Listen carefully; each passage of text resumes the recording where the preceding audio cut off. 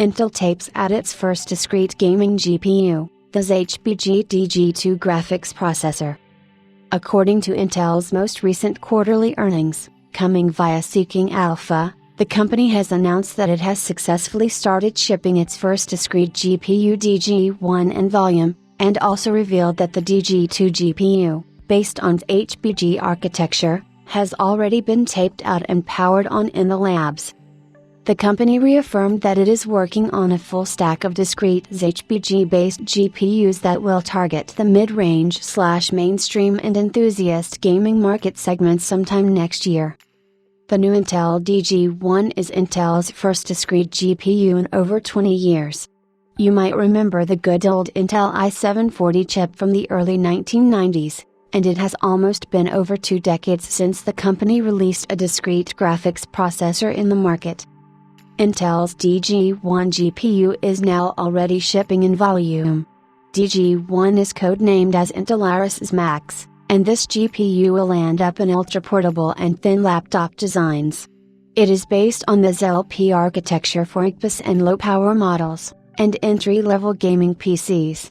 According to Intel, DG1-equipped notebooks are expected later in Q4 2020.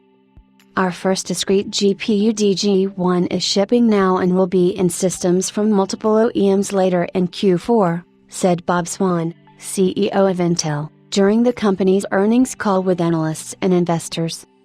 We powered on our next-generation GPU for client DG2.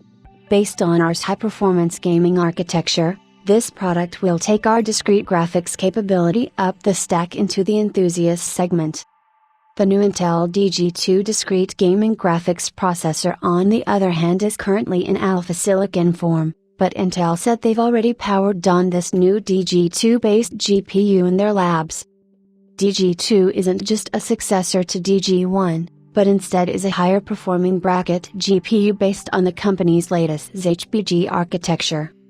Xe HPG is the enthusiast and gaming-focused GPU architecture, incorporating hardware-enabled features found in similar discrete GPUs like, for example, ray tracing, RTX etc. This GPU is being manufactured outside of Intel's fabs, in an external foundry. While the company hasn't said which fab and process node is being used, but most likely it is being manufactured at TSMC's facilities. So Intel has actually used a lot of other third-party IP, such as the memory controller and interface, and display interface to optimize the overall design costs. Intel's family of Xe HPG graphics processors will consist of multiple SKUs targeting different market segments spanning all the way from mid-range to the high-end enthusiast level. Though, Intel hasn't clarified whether DG2 is a flagship-grade bigger chip, or a more modest, and smaller high-volume part. For now, the company is simply saying that DG2 will take our discrete graphics capability up the stack into the enthusiast segment.